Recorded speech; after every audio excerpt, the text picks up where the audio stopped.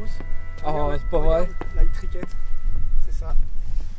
Donc si je les ai plantés à peu près il y a 3 ans. Donc ce qui est bien, c'est qu'il va y en avoir partout. Après, c'est une jolie fleur. Et là-bas en bas, tu vas voir, il y a un beau bouquet.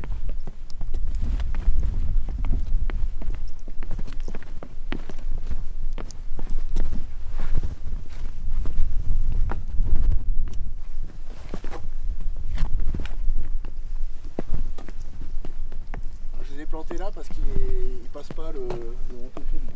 Non, regarde là. Donc ça aime bien les zones on va dire peu arrosées.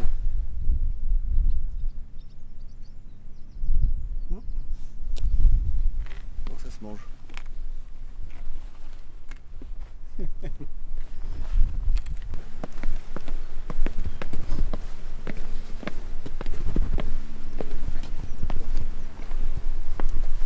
Là j'avais planté partout où je pouvais, pour que ça soit pas trop esquinté par les gens. Et là dans 10 ans tu verras, ça sera tout blanc. Partout. Parce que ça. C'est invasif. Et les 2 bancs de calcaire là qui rentrent. S'il y en a un des deux, c'est celui du Cap de la Hève qu'on retrouve. Là, les 2 lignes. Ouais, les deux bancs qui rentrent. D'accord. Donc c'est caractéristique, c'est. Et donc c'est des couches de 143 millions d'années, je crois. Ah oui, d'accord. Donc là, le SS Lee Overman, Liberty Ship, Tortue et grenouille. Tortue et grenouille. Et le 3e, je sais plus comment il s'appelle. C'est pas alligator, non? Non, c'est. Tortue, grenouille. Non, rond? Non. Non. Les 2 sont marqués Rouen derrière. Le 3e, je sais plus comment. J'ai le nom. De toute façon, il faut que je fasse un post sur la secret là-dessus. Parce que j'ai trouvé plein de photos.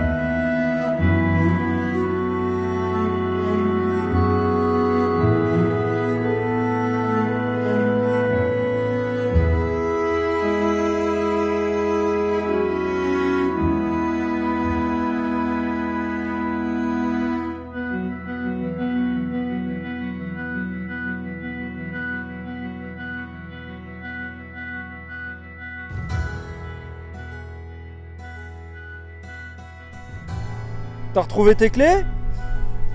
Tu cherches toujours tes clés de bagnole?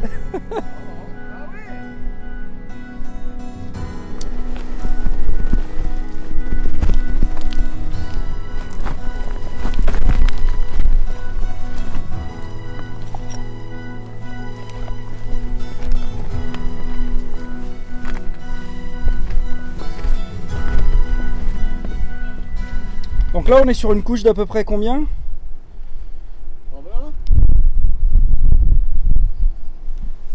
Là c'est 143 millions d'années. Ouais. On est un petit peu au-dessus du chiméridien là. On est dans le chiméridien. Ah c'est du chiméridien, d'accord. Donc Jurassique supérieur. Le Jurassique supérieur et là c'est plutôt chiméridien inférieur. Donc les bancs de plomb? C'est des bancs de plomb, donc toujours pareil, chiméridien. Alors ici ils réapparaissent, mais en fait il faut savoir qu'entre le Cap de la Hève et ici, ils replongent, puisque les couches géologiques sont pas planes. Donc il replonge, là il ressort, puis après il disparaît, et on le voit disparaître définitivement derrière le Liberty Ship.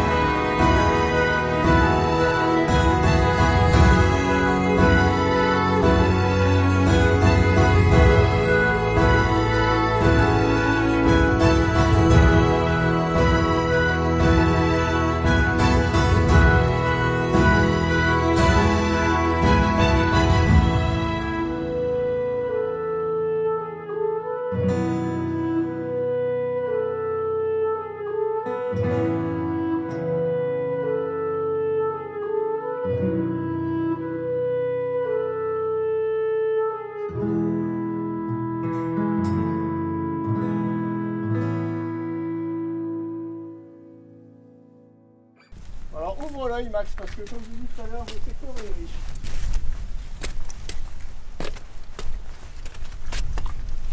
Bon, t'as aussi l'habitude comme moi hein, de repérer les trucs un peu.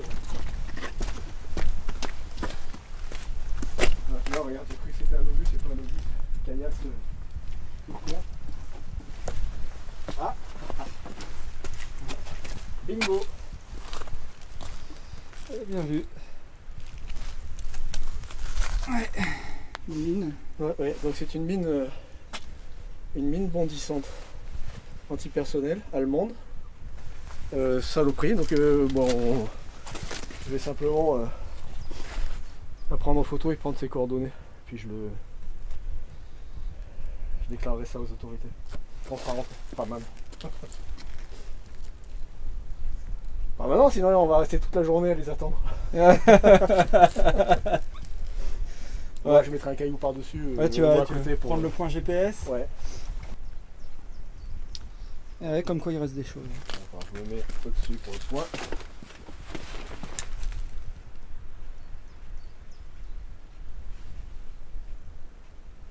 T'as une précision de combien là avec ton... Là je suis à 4 mètres de précision, ce qui est pas mal. Ouais, 4 mètres c'est bien. Ok. Donc dans les 4 millièmes, trouvé 4 millièmes? Oh ouais, par là, c'est l'ordre de grandeur. Ah ouais. Ouais, avec en 15 ans. Hein. Voilà, c'est bon.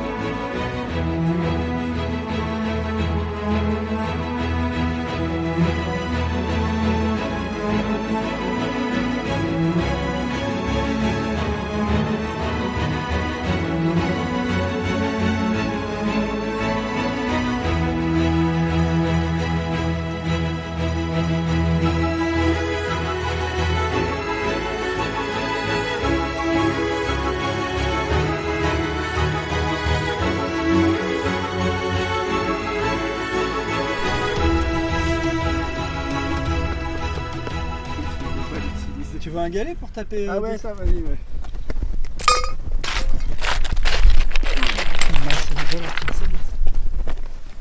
Merci.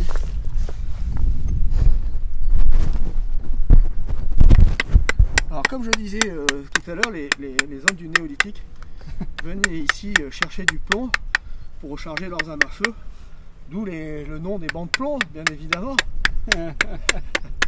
Non, en fait, plus sérieusement, ils ont la couleur du plomb quand il est oxydé, c'est tout. Voilà, c'est pour ça que ça s'appelle des bancs de plomb. Je me demande si la pierre grise, ouais, il est gros celui-là. Si la pierre grise du Mont Cabert est pas une, ah ouais, sacrément balèze. Un morceau de banc de plomb. Ça c'est un des plus gros. Il est très beau. T'as de la pêche chez toi? Pour ce genre de choses, toujours. Ouais, tu la mettras dans ton sac. Ah, c'est sympa. Alors là, les harpagones, donc c'est les ancêtres de, on va dire, de coquillages marins d'aujourd'hui. Hein. Ça ressemble un peu à des bigorneaux allongés. Il y a un peu de toutes les formes. Hein. Là, on voit l'arrière d'un. Bon, là-dedans, on peut trouver aussi des petits piquants d'oursin, quelques ammonites. Et là, il y a un brachiopode. Ici. Alors c'est sympa comme truc parce que ça a une forme très bizarre. Voilà. Jolie forme, hein. Ouais. Ça ressemble au vaisseau des Martiens dans Mars Attack, je crois. Celui-là, on va le récupérer. Un petit bivalve là, tu vois. Hop. Donc c'est blindé ici, là, un escargot. Ah, joli. Oui. Ouais, donc il y a beaucoup de choses. Bon, c'est comme tout, hein. Si on en a un de chaque espèce, c'est largement suffisant. C'est pas la peine de... C'est une espèce protégée, paraît-il.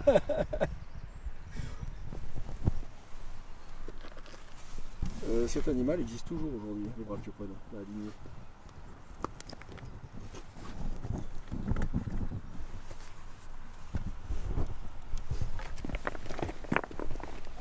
petite huître. Ouais, même une autre à côté. Ah oui, là, celle-là, ouais. Celle-là doit être sympa de saut. Là, un bivalve. Ah oui, sacrément, ouais. Ça, c'est quoi. C'est un genre de nacre. En fait, là, on voit, c'est la carapace de la nacre.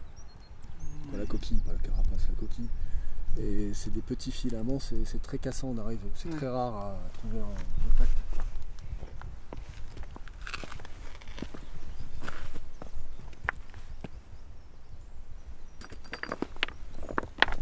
Bon, et comme gros organisme, on trouve des choses ici? Genre nautiles peut-être? Ouais, des nautiles mais pas très gros, assez rares. Et quelques ammonites mais aussi assez rares et assez mal conservés dans ces couches-là.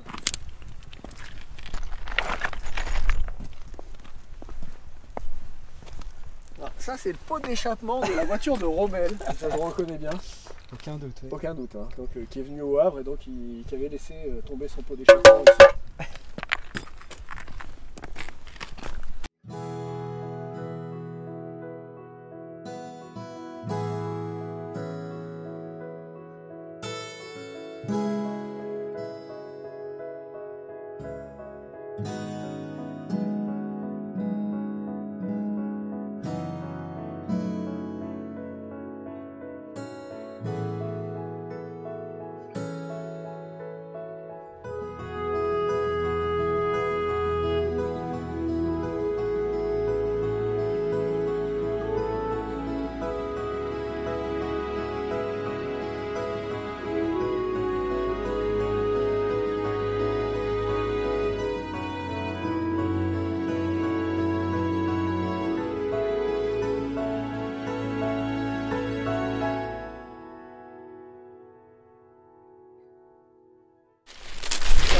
C'est des crambés maritimas, c'est un chou, on appelle ça chou marin. Donc c'est des... Qui pousse exclusivement dans le polystyrène, hein, c'est ça? Sur les galets uniquement, il faut qu'ils soient arrosés par l'eau de mer de temps en temps, parce qu'ils ont besoin de sel pour grandir. Donc cette plage-là, avant, il y en avait des milliers. Donc les deux grosses tempêtes qu'on a eues déjà l'hiver dernier, et puis celle du début février, là, c'est une cata. Donc là, ça, c'est des tout petits, c'est-à-dire que ceux-là, ils doivent avoir... ça, c'est probablement de l'année, c'est les petits là.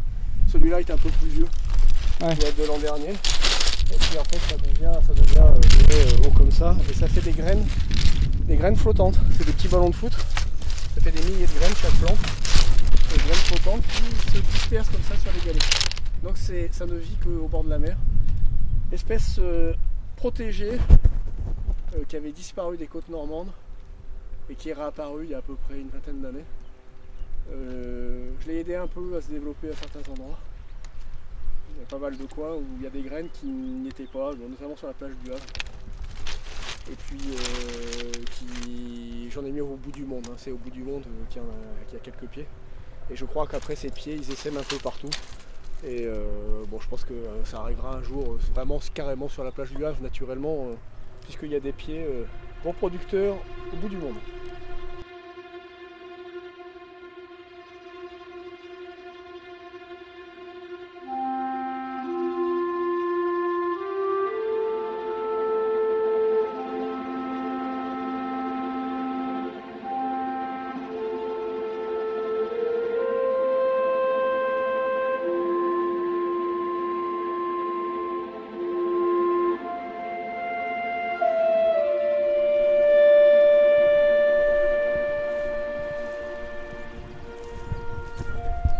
Alors aujourd'hui, nous sommes venus avec Max, nous sommes le 19 mai 2018 et il y a exactement 60 ans, le 19 mai 1958, s'est produit un éboulement de falaise à cet endroit même.